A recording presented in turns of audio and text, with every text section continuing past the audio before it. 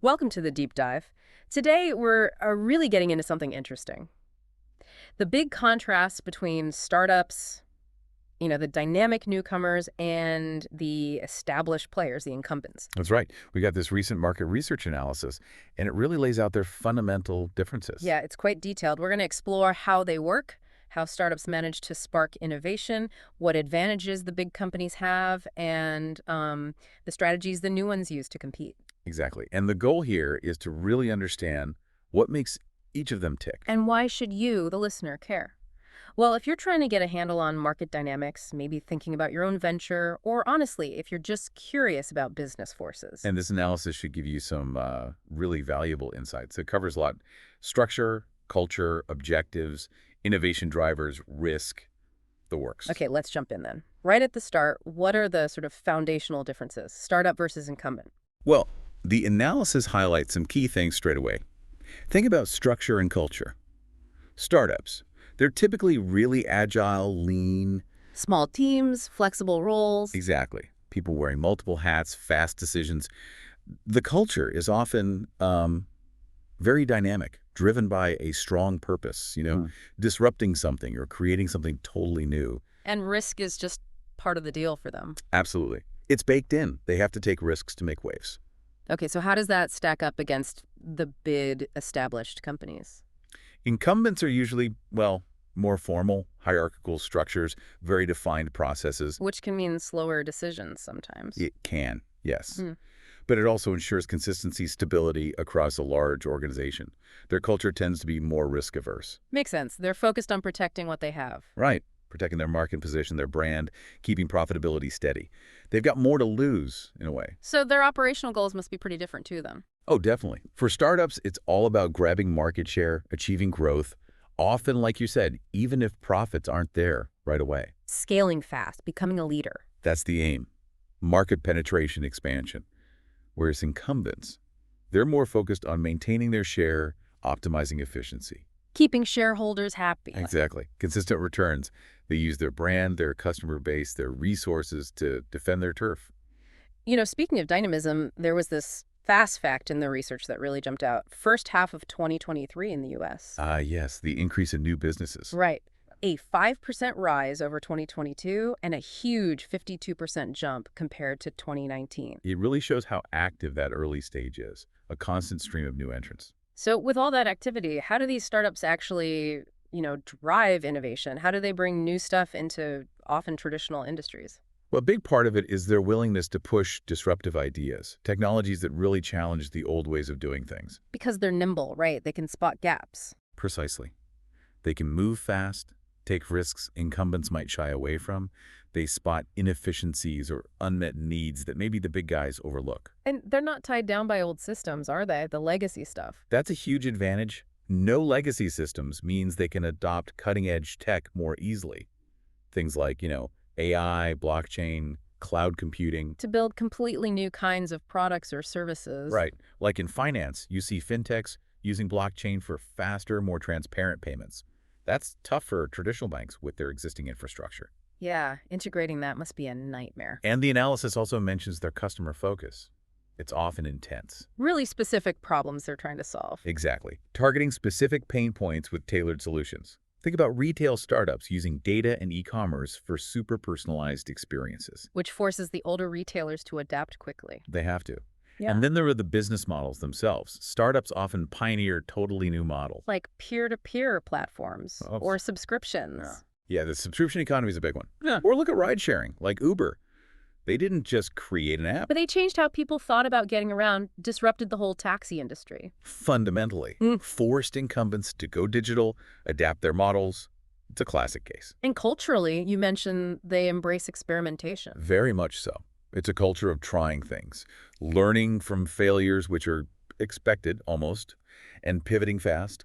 Less bureaucracy helps. Okay, so startups have that disruptive energy, that agility. But the incumbents, the established companies, they must have some major advantages too. What keeps them strong? Oh, absolutely. Huge advantages. First off, brand recognition. A name everyone knows. Exactly. Years, sometimes decades, spent building trust and loyalty. That's incredibly hard for a newcomer to overcome. Getting consumers to switch from a trusted name is tough. That brand equity is powerful. It's like built-in trust. It really is. And then, of course, there's money. Financial resources. Hmm. Deep pockets. Undeniably. Incumbents usually have significant capital. They can fund big R&D projects, massive marketing campaigns, ride out economic downturns. Things that could sink a smaller startup. Easily. The research also points to logistics. Supply chains, distribution networks. Often incredibly extensive and efficient. This gives them better terms with suppliers, gets products out widely and effectively. And just experience, I suppose. Don't underestimate that.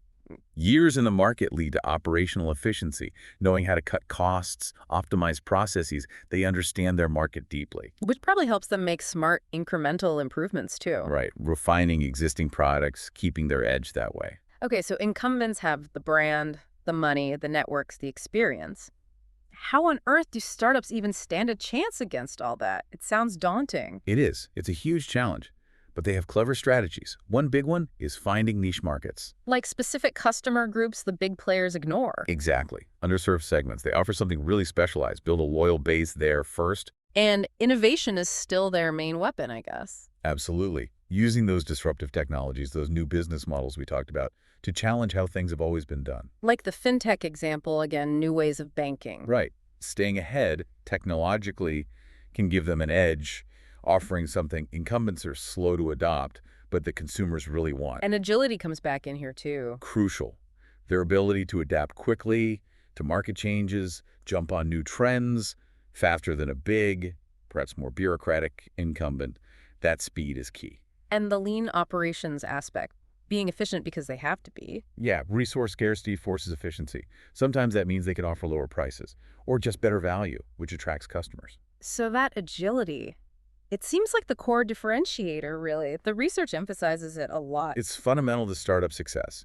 It lets them grab opportunities, navigate bumps in the road more effectively, smaller size, less red tape, faster decisions, faster adaptation. Especially vital in tech, consumer goods, fast-moving sectors. Definitely. And agility isn't just about reacting fast. It's also about being willing to try new things, like shifting from selling products to selling subscriptions, something an incumbent might hesitate to do if it disrupts existing sales. And for incumbents, that same size and complexity can be a barrier to agility, can't it? It can. The research points that out. More management layers, a bigger focus on managing risk across the whole company, established processes, it can all slow things down. Potentially letting nimble startups get ahead with faster innovation. It's a real risk for them. And inside the startup, that agility fuels innovation directly. More freedom to experiment. Yeah, less rigid structure. Freedom to test ideas, learn from mistakes which you will make when innovating, and iterate quickly based on what the market tells you. It's a constant feedback loop. Okay, we've covered structure, goals, innovation, competition, agility. Let's touch on one more key difference: risk. How do startups and incumbents view risk differently? Oh, very differently. It's almost a philosophical divide. Startups tend to see risk as, well, necessary, essential for innovation for growth. Part of the game. Exactly. Since they start small, the potential payoff from a bold risk can be huge relative to their size.